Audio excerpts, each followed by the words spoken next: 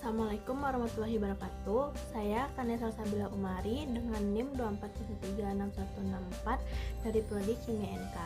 Saya akan menjelaskan ide, gagasan, dan jenis usaha. Pengertian gagasan dan ide usaha. Gagasan adalah suatu yang dapat mendatangkan inspirasi pelaku yang mendorong munculnya suatu ide usaha dan menduga lebih awal apakah ide yang muncul ini akan dapat menghasilkan suatu nilai tambahan atau tidak. Menurut KBBI, ide diartikan sebagai rancangan yang tersusun di pikiran, artinya sama dengan gagasan atau cita-cita. Selama ide belum dituangkan menjadi suatu konsep dengan tulisan maupun gambar yang nyata, maka ide masih berada di dalam pikiran. Lingkungan bisnis dan peluang usaha. Ada lingkungan internal, eksternal, bisnis, ekonomi, teknologi, hukum politik, dan sosial budaya.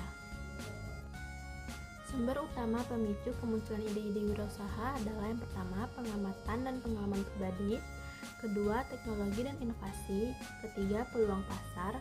Keempat, keterampilan dan minat. Lima, edukasi dan pengetahuan. Yang keenam, brainstorming dan kolaborasi.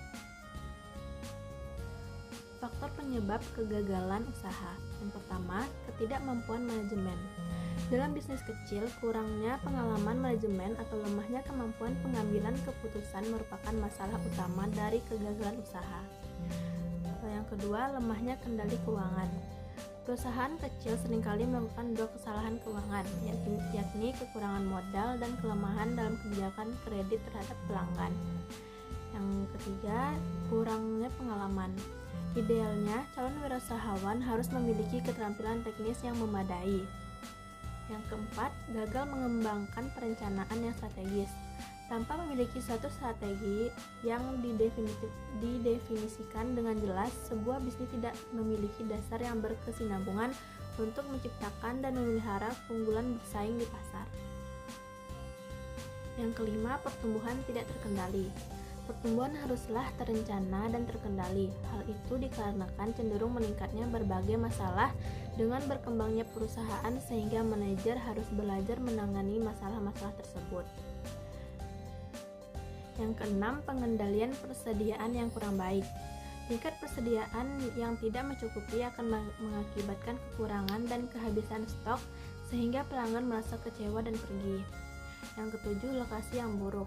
Pemilihan lokasi yang tepat harus dipilih berdasarkan penelitian, pengamatan, dan perencanaan. Yang kedelapan, ketidakmampuan membuat transisi usaha. Setelah berdiri dan berkembang, biasanya diperlukan adanya perubahan gaya manajemen yang secara drastis berbeda. Cara mengatasi kegagalan dalam menjalankan usaha. Yang pertama, mengetahui kemungkinan apa saja yang terjadi dan mengganggu jalannya usaha. Yang kedua, wirausahawan harus berusaha untuk lebih mendalam dalam usahanya. Yang ketiga, harus selalu aktif mengamati perubahan di dunia bisnis. Yang keempat, belajar dan memahami yang menjadi dasar manajemen dalam mengelola sebuah usaha. Yang kelima, mengelola sumber daya dan keuangan dengan perencanaan yang baik dan penuh dengan tanggung jawab. Yang keenam, harus memahami laporan keuangan perusahaan. Yang ketujuh, harus bertanggung jawab untuk mengawasi dan mengelola sumber daya manusia yang bekerja dalam usahanya. Yang kedelapan, harus siap secara fisik dan mental untuk beradaptasi dengan perubahan yang terjadi. Yang kesembilan, meningkatkan mental keagamaan yang dapat dijadikan landasan kehidupan usaha.